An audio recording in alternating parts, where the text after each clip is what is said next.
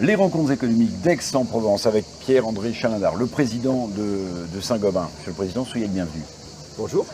Recréer l'espoir, c'est le thème. Oui, bon, c'est un beau thème. On est un pays fracturé, on est un pays en crise sociale, on est un pays endetté, on va parler de tous ces sujets-là. Pour vous, citoyens, recréer l'espoir, ça veut dire quoi? C'est fondamental, on a subi tellement de crises récemment. La crise sanitaire, la crise de l'énergie liée à la crise militaire, c'est quand même le plus important de tout, c'est que l'Europe est en guerre aujourd'hui. Et puis cette rivalité qui est sur le plan économique a des conséquences lourdes entre les États-Unis et la Chine. Et contre tout ça, alors vous rajoutez les crises parce qu'on a besoin de, comme si ça ne suffisait pas, on a besoin de s'en rajouter nous-mêmes en France. Donc on a nos sujets, j'allais dire, sociaux, intergénérationnels.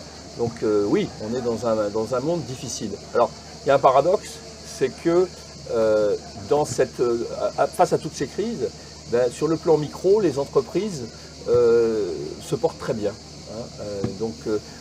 Et ont très bien résisté. On a acquis une faculté de résilience globalement, les entreprises françaises et les entreprises européennes. Donc ça c'est le point positif. Et je crois que aujourd'hui les entreprises sont de plus en plus, même sur le plan social, sociétal, dans l'opinion publique, sont un refuge. Oui. C'est un truc qui marche. D'ailleurs, les entreprises arrivent en tête dans les voilà. sondages. Vous faites on a fait confiance ça à à qui? l'Institut de l'entreprise, on a fait un sondage qui a très bien marché. À l'entreprise, voilà. Oui, plus qu'aux médias, plus qu'aux politiques. Oui, c'est vrai, c'est juste. Donc, alors, voilà, donc l'espoir, c'est les entreprises. Ok. Monsieur Chalindar, vous parlez d'Europe. Alors j'aimerais qu'on s'apesantisse un peu sur le thème parce que c'est intéressant. Vous avez parlé de la guerre en Ukraine. On a l'impression que géopolitiquement, il y a un nouveau découpage du monde qui est en train de naître. J'allais dire d'un côté la Chine, la Russie, peut-être le Moyen-Orient, qui d'ailleurs est plus enclin à vendre son pétrole à l'Est, puis de l'autre côté les États-Unis et l'Europe, avec, c'est mon analyse, peut-être pas la vôtre, une Europe qui se vassalise un peu face aux États-Unis. L'Europe, elle a, si vous voulez, c'était le thème de la table ronde dans laquelle j'étais. C'est pour ça que je vous pose la question. L'Europe, elle sait aussi, elle a fait quand même preuve de beaucoup plus d'unité que ce qu'on aurait pu imaginer, sur toutes ces crises. Et c'était le pari de Poutine, c'est de faire éclater l'Europe. Pari fou, et pari perdu. Donc j'allais dire, l'Europe, elle a montré, on disait toujours l'Europe avance dans les crises. Là, elle est servie. Oui, et elle va avancer très vite. Et on a fait des progrès, même sur le plan économique et industriel, si vous voulez.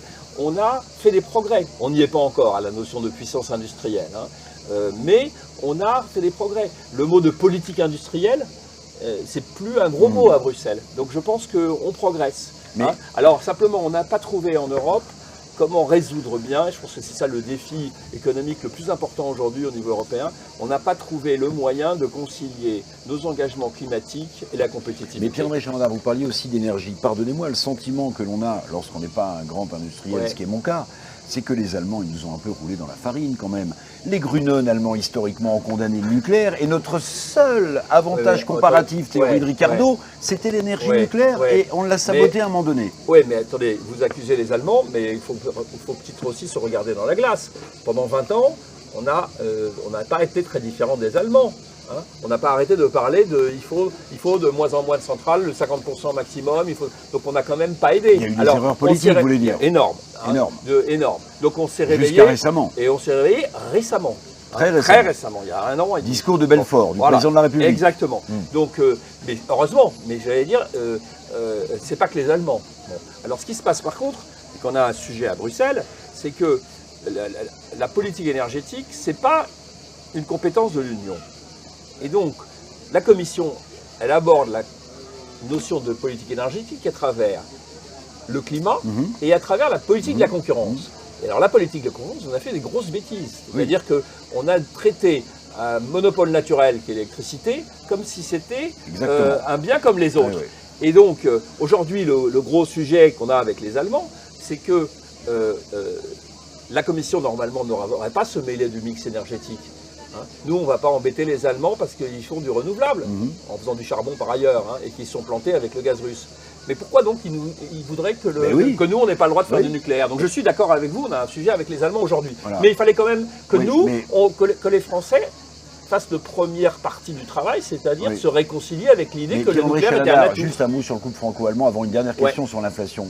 On parle du couple franco-allemand depuis Adenauer. Les Français, pas les Allemands. Pas les Allemands. Mais en fait, c'est une sorte de tandem avec deux qui pédalent, mais un qui tient le guidon devant, c'est l'Allemagne. Ça dépend des sujets. Historiquement, c'était sur le plan économique, oui, et sur le plan politique, c'était le contraire. Bon. Sur le plan militaire, non, les Allemands n'existent pas. Maintenant, ils existent, si, ils votent des budgets militaires. Ils oui, achètent du matériel américain, d'ailleurs, pas européen. Oui, enfin, entre le fait de faire ça et le fait d'exister, il faudra 10-15 ans. Donc pour l'instant, ils n'existent pas encore. Donc la France est, d'ailleurs avec le Royaume-Uni, c'est la seule puissance militaire en Europe. Donc si vous voulez, oui, quand on regarde le domaine économique, c'est déséquilibré. Quand on regarde les choses de manière plus globale, c'est plus compliqué. Et l'autre sujet aujourd'hui, en fait, c'est que l'Allemagne a un peu perdu. L'Allemagne avait un modèle économique qui était basé sur du gaz russe pas cher et des exportations vers la Chine. Et ça coince, ils ont perdu le gaz russe, du coup ils sont dans la nasse. Et il y a un peu, de mon point de vue, un peu de Schadenfreude, comme ils disent. C'est-à-dire, nous, on est dans la nasse sur le plan énergétique, et donc on ne va pas aider les Français à être meilleurs que nous. Ils ne nous ont jamais aidés. Bon. Et sur le modèle et l'exportation vers la Chine, eh ben, leur modèle est en train aussi de prendre un sacré coup. Et donc, du coup, si vous voulez, les Allemands sont dans une situation compliquée.